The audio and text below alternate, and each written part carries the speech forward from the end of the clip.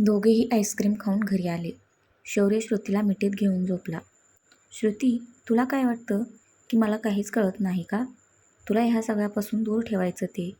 माझं लक्ष ह्या सगळ्यापासून हटवायचं. म्हणून तू आईस्क्रीमचा हट्ट केलास ना? तुला काही झालं तर कसा जगू गं? मनातच बडबडत त्याने तिच्या कपाळावर ओठ टेकवले.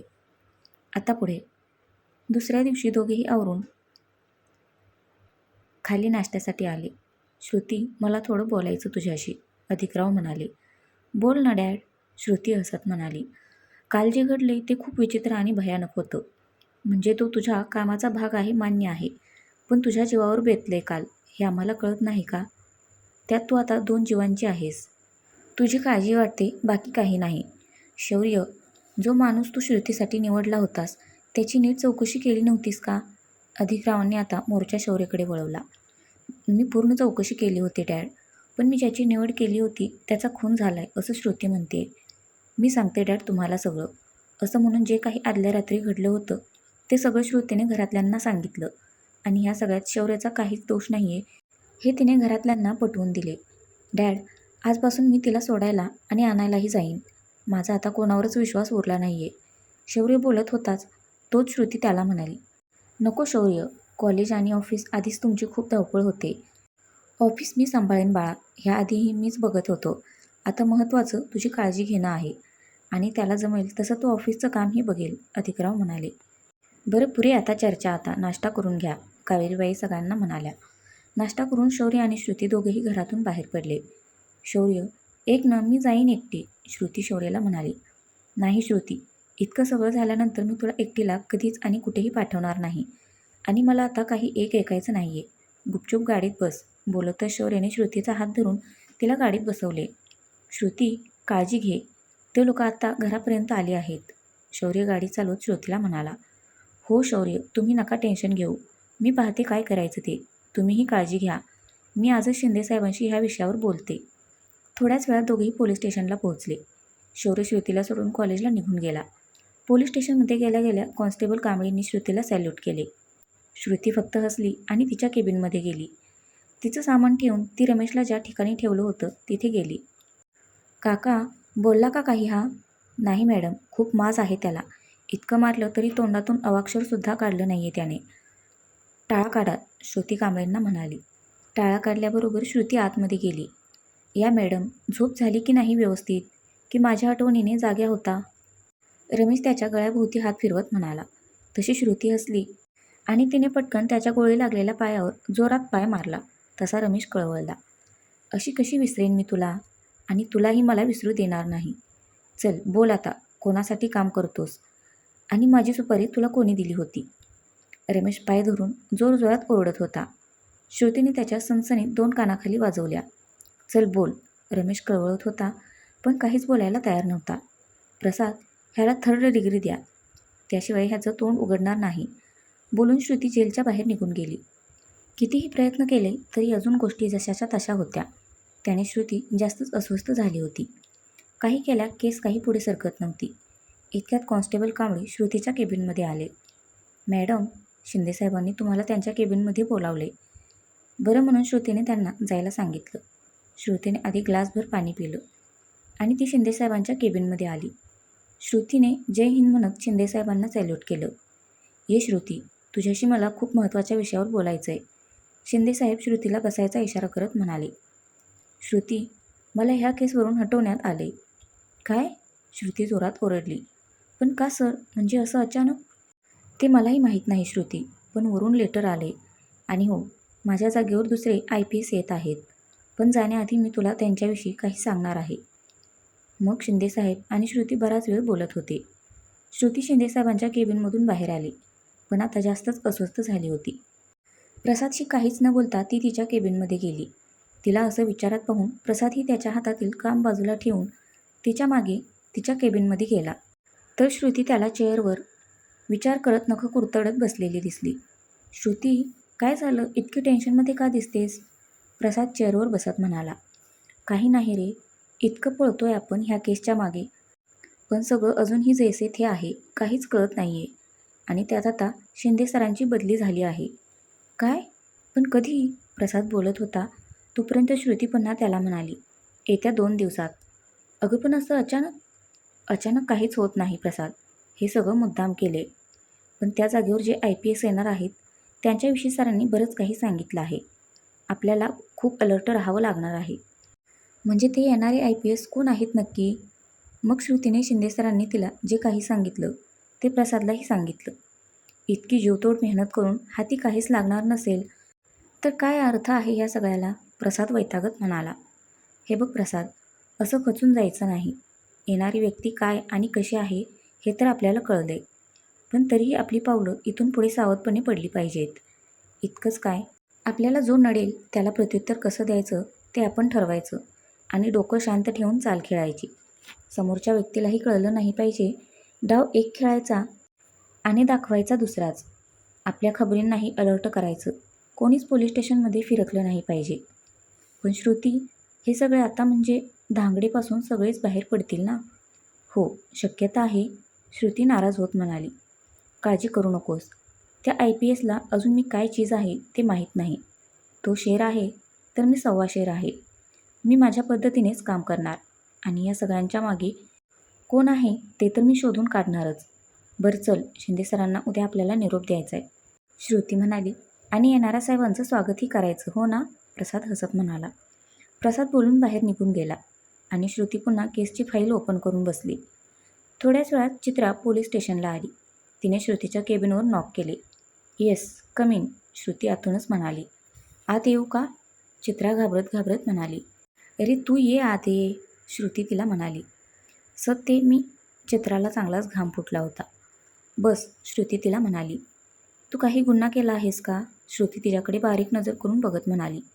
नाही, मी काहीच नाही केलं गं. आणि सुशांत असा असेल असं मला कधीच वाटलं नव्हतं गं. मग मी विचारते, त्या सगळ्या प्रश्नांची मला उत्तरं हवी आहेत. तुझी आणि सुशांतची भेट कशी झाली? मग चित्राने तिच्या आणि सुशांतच्या भेटीपासून ते आत्तापर्यंतच्या सगळ्या गोष्टी श्रुतीला सांगितल्या. पण खरंच तो इतका फ्रॉड आहे याची मला अजिबात कल्पना नव्हती. ठीक आहे, ह्यातला एक शब्द जरी खोटा ठरला तर गाठ माझ्याशी आहे, श्रुती चित्राला म्हणाली. इथून पुढे मी सांगितल्याप्रमाणे तू शहराबाहेर जायचं नाहीस. हो, मी कुठेही जाणार नाही. मला तुला अजून एक गोष्ट सांगायची आहे. तू घरी येण्याआधी 2 दिवस जे काही तिने पाहिलं होतं ते सगळं श्रुतीच्या कानावर घातलं. ठीक आहे, निघ तू आता. मी पाहते काय करायचं ते. आणि तू ह्या सगळ्यापासून शक्य तितकी लांब राहा. इतकं बोलून श्रुतीने तिला जायला सांगितलं आणि प्रसादला केबिनमध्ये बोलावून घेतलं. चित्राने जे काही सांगितलं ते सगळं तिने प्रसादला सांगितलं आणि दोघेही शिंदेसाहेबांच्या केबिनमध्ये गेले. शिंदेसाहेबांची परमिशन घेऊन दोघेही मिथिलेश रावांच्या घरी पोहोचले. चित्राने सांगितल्याप्रमाणे घराच्या मागच्या गार्डन एरियात खोदायला सांगितले. तिथे रक्ताचे डाग लागलेले कपडे पुरून ठेवले होते. कांबळे, हे कपडे फॉरेनिक्स लॅबला पाठवा आणि सुशांतचे ब्लड सॅम्पल ऑलरेडी आपण घेतलेत.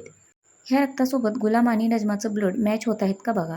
2 दिवसात शिंदेसाहेबांची बदली झाली म्हणून ते सगळ्यांचा निरोप घेऊन निघून गेले. आता नवीन IPS येण्याची सगळे वाट बघत होते.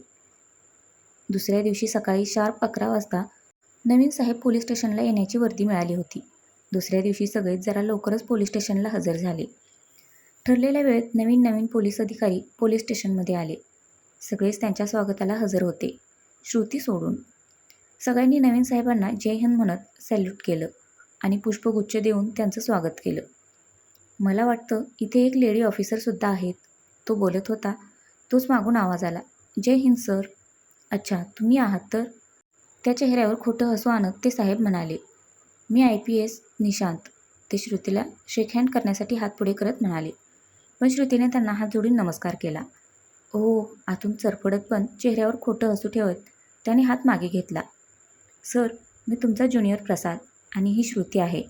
आणि हे प्रसाद बोलत होता तेच तो ठीक आहे म्हणत त्याच्या केबिनमध्ये जाताना प्रसादला एक चहा पाठवून दे म्हणत आत निघून गेला. हा कसला सिनियर? प्रसाद रागात श्रुतीकडे बघत म्हणाला.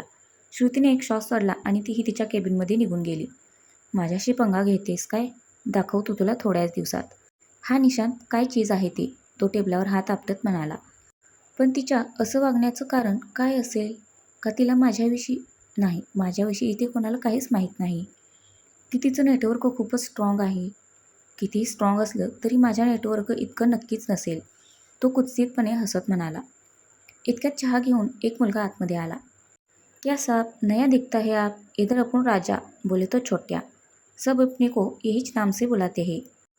ए चल, खूप बोललास. छोट्या आहेस ना, मग छोट्याच राहा. निघ आता. साहेब, चाय का पैसा? माझ्याकडे चहाचे पैसे मागतोस? मग साहेब, चहाचे पैसे कोण देणार? छोट्या पण रागाने त्याच्याकडे बघत म्हणाला. जातोस का देऊ एक ठेवून आता? छोट्या लगेच बाहेर पळाला आणि बाहेर येऊन श्रुतीला धडकला. काय रे, असा का धावत आलास? श्रुतीने त्याला विचारलं. ओ साहेब, खडूस चाला. अरे काय बोलतोयस? श्रुती डोळे वाटरत त्याला म्हणाली. मेरा चाय का पैसा नहीं दिया, ऊपर से मेरे को मारने की धमकी दे रहा था. उसे पता नहीं उसने मेरे से पंगा लिया है. छोट्या नसलेली कॉलर उडवत म्हणाला. त्याचं बोलणं ऐकून श्रुतीला हसू आले. श्रुतीने खिशातून पैसे काढून छोट्याला दिले आणि त्याला एक हलकासा फटका मारून पळ म्हणाली. तसा छोट्या हसत उड्या मारत बाहेर निघून गेला. श्रुती, तू म्हणतेस तसं जपूनच पावलं टाकावी लागणार आहेत. आज काही श्रुतीचाही कामाचा मूड नव्हता. दिवस तिने कसा तरी ढकलला.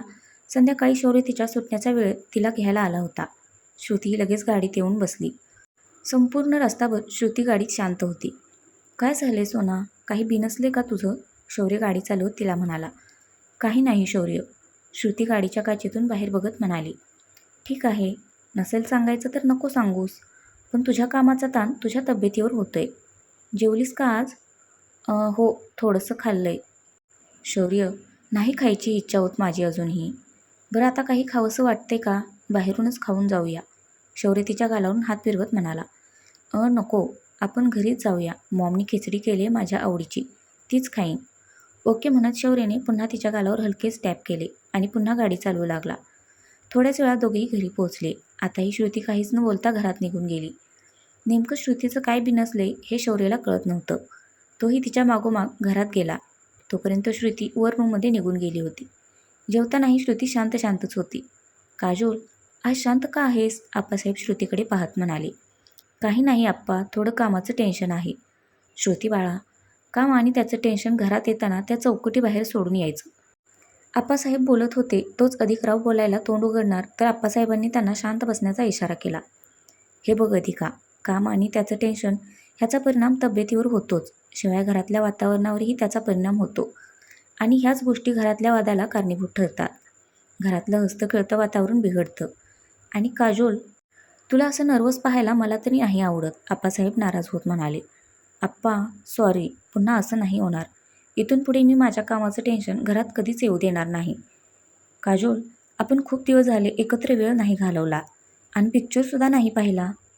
आप्पा, ह्या रविवारी नक्की आपण सगळे एकत्र बसून पिक्चर पाहू आणि धमाल मस्तीही करू. आता कुठे सगळ्यांच्या गप्पांना उधाण आले होते. आता कुठे श्रुतीच्या चेहऱ्यावर हसू उमटले होते. तिला असताना पाहून शौर्याचा चेहराही खुलला होता. जेवणे आटोपून थोडा वेळ गप्पा मारून दोघेही त्यांच्या रूममध्ये गेले बेडवर. श्रुती लगेच शौर्याच्या मिठीत शिरली. त्यानेही तिला घट्ट मिठीत घेतले. सोना, कामाचा काही त्रास जाणवत असेल तर थोडे दिवस सुट्टी घेतेस का? तसेही आपण दोघेही बरेच दिवस कुठे बाहेर गेलो नाही. थोडे फिरून पण येऊ, तुझाही ताण थोडा हलका होईल.